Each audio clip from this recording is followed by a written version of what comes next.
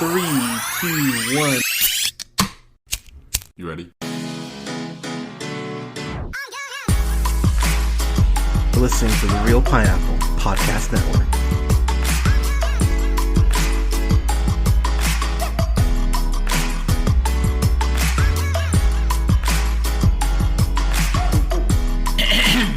Good evening. Thank you so much for listening. This is The Real Pineapple, and this is your humble host, Hunter, here. Hope you're having a great night so far, or having a great week whenever you're listening. I've got a review here for Coda, Child of Deaf Adults, which is written and directed by Cyan Heder, who directed a film called Tallulah, starring Elliot Page on Netflix, and I have not heard of that, so now I have another movie to watch. I don't know how I didn't know that was a thing, but this movie stars Emilia Jones playing Ruby Ross. You know her from the film Two for Joy, and more than likely you know her from the Netflix series Lock and Key, where she plays Kinsey. So here's the thing. We're in early January. Pardon me. The Super Bowl Sundays when I typically upload my best and worst of, which will be the case this year for 2022. So I'm going through and I'm going through all the screeners I've got, and there's a lot. So I've gone through all the screeners and things that I haven't seen yet, so I can go ahead and consolidate my best and worst stuff. And this film in particular is on a lot of people's best stuff. So I was like, all right. It's on Apple TV. Let's see what this has. And what I will say is, by the end of this movie, I was crying so hard I couldn't stop crying as I was watching this, because at the end of the day, I've brought this up. When it comes to Black Panther and just black cinema in general, you always are looking for, or at least I am. I tend to look forward to who's next, like who's on deck, who's going to be that male or female non-binary talent for the next 20, 30 years that's going to be providing great quality entertainment. And Emilia Jones, if this is any indication of what she can do on a consistent basis, she'll be right there with Haley Steinfeld and Saoirse Ronan and Florence Pugh, because Emilia Jones's performance as Ruby in this movie is incredibly special. And as I was sitting there watching it, my heart broke for her in the best way, because it's funny thinking about it. I've seen movies where, you know, a character is deaf, but I never thought about the concept of a child. Like it's one of those things that like you don't see often, one person in the family being able to hear and going ahead and having to sign and kind of bear that burden for the rest of their family. And so when I was reading up on the synopsis on this, I went, that is a really interesting take to go ahead and have. So just real quick, because I don't really want to give away too much about this movie. This is something I really want people... I know we typically like to go full spoiler, but I really want to give people a chance to discover this for themselves. So, as I mentioned, the movie is written by Cyan Heder. Emilia Jones, of course, plays Ruby. Troy Kotzer plays Frank, her dad. And... Marlee Matlin, who I was so surprised. I was like, oh shit, there's Marlee Matlin. Hell yeah. You know her from Children of the Lesser God, Excision, of course, the Comedy Central roast of former President Donald Trump. Ugh, so sad I have to say former president. But the thing I love... Oh, and pardon me, Daniel Durant, who plays Leo Rossi, who is her older brother. The thing I love about this movie... You have people in this movie who are actually, deaf, going ahead and playing these roles. And the movie has a way of articulating signing when it comes to the softer moments or the softer tones or, terms, circumstances.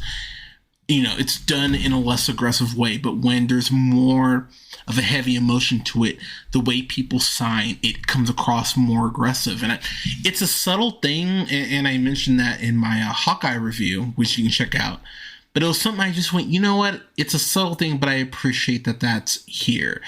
And one of the things, or the main thing I'll say, that this movie really got across to me that I just didn't think about is the fact that Ruby is the one person in the family who's able to hear the amount of awkward circumstances and situations that could go ahead and present. So Ruby, Frank, and Leo all work on this fishing boat, and they're going ahead and they're selling their fish to this guy who basically runs the dock. And there's a point where the guy is just flat ripping them off. He's not even really being slick about it. He's just like, "Yep, I'm the only business in town. What are you gonna do?" It's fucked up, but that's what he's doing. So that's a subplot. But then we get to the point where Amelia's Ruby goes ahead and she starts singing, and again, something I didn't even think about. Oh, Ruby likes to sing. How does she know if she's a good singer? Because the people who are around her the most can't hear her sing. And I just went, that would actually make singing more horrifying because you don't know if you're good or not. And Ruby, of course, discovers that she loves singing.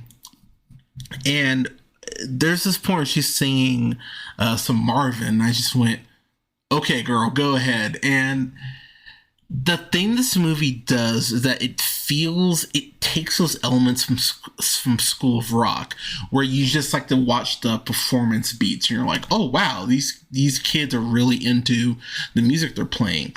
But between Amelia and her co-stars, the movie comes across so genuine in the way that these performances feel real, they feel raw.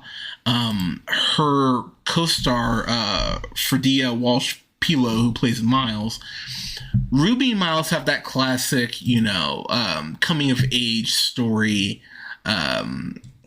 He's from Sing Street. I knew he looked familiar. He's Cosmo in Sing Street. Okay, that was bothering me. Sorry. If you've not seen Sing Street, perfect double feature of this and Sing Street. But this gentleman, my goodness, you want to talk about these two just having this incredible chemistry. They get assigned a duet where they're singing You're All I Need.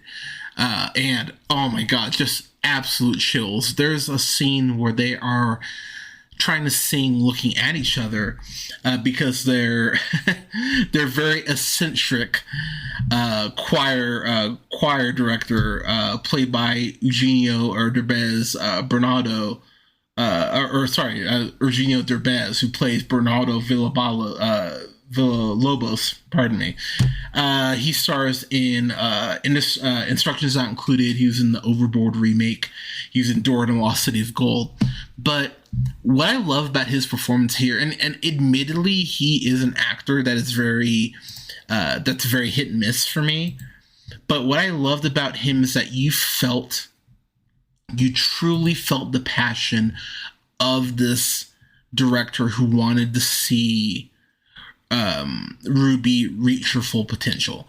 And it's one of those things where you go, there's nothing more powerful than a teacher or professor who goes ahead and believes in you. There's nothing more powerful because you feel like you can do anything if there's a teacher who's genuinely pushing you to be the best version of yourself. And that's exactly what Bernardo is doing here.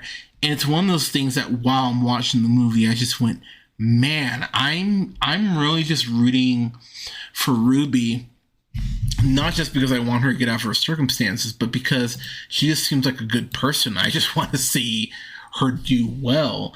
And Bernardo has this conversation with her where he talks about the fact that, I don't waste my time. If I'm offering to help you out and tutor you outside of class, it's because I see something in you. And that's where I have to give the movie a lot of credit for taking the swing, because I feel like a lot of people are going to kind of go, why are you making fun of, these people who can't hear? What the fuck? This movie has the guts to go to the fact that if you're the one person who could hear in your family, your parents could gaslight you into just not having your own life. There's this point where her mom, Ruby's mom, Jackie, again, Marlene Matlin's character, they go ahead and they have their fishing business where they're selling fish. And basically Ruby is going ahead and she's auditioning or preparing to go ahead and audition for this music college. And her mom is going, oh, you want us to fail? You want this business to fall apart? You're the one who's able to sign for us. Like, you need to be here because there's this news story where they're doing on us. And it's one of those things where you go, wow, she is trying to be the best version of herself and get prepared for this audition and go ahead and off to college. But her mom is gaslighting her in a way that she feels guilty about trying to live her own life. And it's a really tragic thing. And the movie goes back and forth in the sense of, it would have been very easy for this movie to present Ruby just as this, snot-nosed, like, bratty kid who didn't know any better. But the movie really does point out the fact that, no, Ruby wants to be there for her family, but at the same time, she has her own wants, her own needs, her own passions, her own motivations, which she should be allowed to have.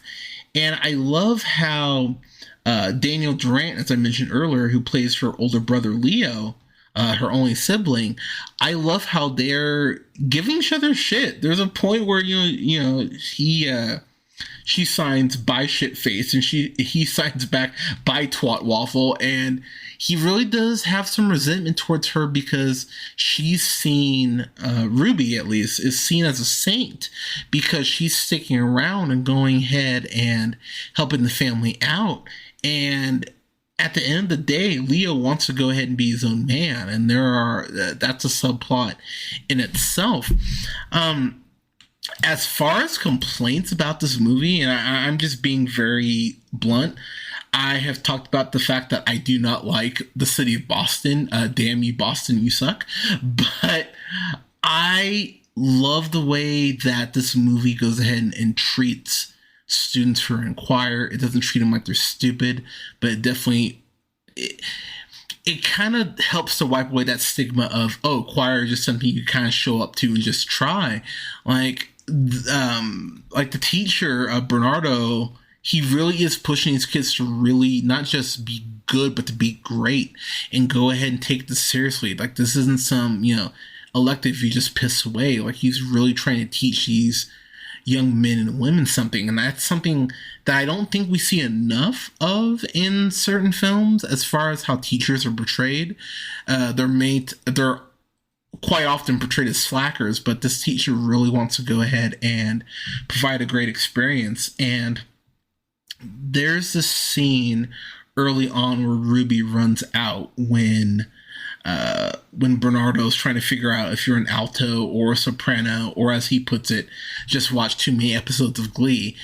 And Ruby and Bernardo have this really cool conversation that I really enjoy. I'm going to be very blunt with y'all. I don't have a complaint about this. This is one of those movies that, and again, I'm being kind of intentionally vague because there are some scenes that happen throughout the film I don't want to spoil for people. But when I got to the end of this movie, especially where it ends up and where the journey kind of ends up for Ruby, I just found myself so happy and filled with glee and just really... there's no reason to do a sequel to this, but this was one of those films I just went, man, I feel good after watching this. And I really hope this is something that people discover on Apple TV. It's on a lot of people's best of. I would highly recommend you spend I think it's $5 a month for Apple TV. and go ahead and watch this and give it a shot and see what you think. But for me, this is what do I want to give this? I don't really have a complaint about it, and I'm gonna give it an A. I don't think it's a fan-fucking-tastic, but it did make me cry. It really made me feel artistically inspired.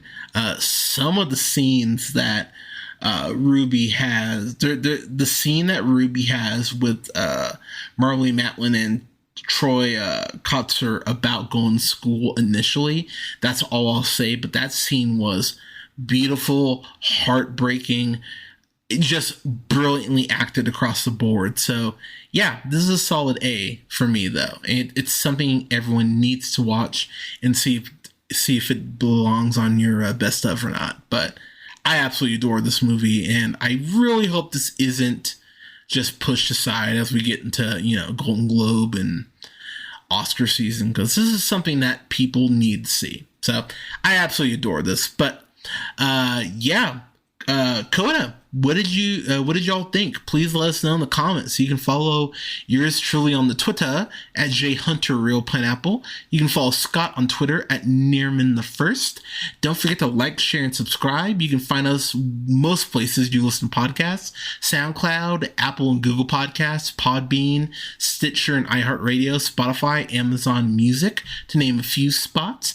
And you can like both our pages on Facebook at The Real Pineapple and Real Pineapple Games. And don't forget to follow yours truly on Twitch at twitch.tv/jhunterrealpineapple. We'll have reviews up here soon for Scream, the new one, including the original Scream. Because I've only seen the original Scream once, so I'm going to watch that before I go into the new one. So I'll have reviews up for both of those, as well as Ghostbusters Afterlife. Let me think, what else? Come On, Power of the Dog, The Lost Daughter, along with some other stuff. But everyone, thank you so much for listening. Take care of each other. Wear a mask. Get your vaccine shot if you haven't yet. Stay safe out there, and we will talk to you soon. Thank you so much for your support.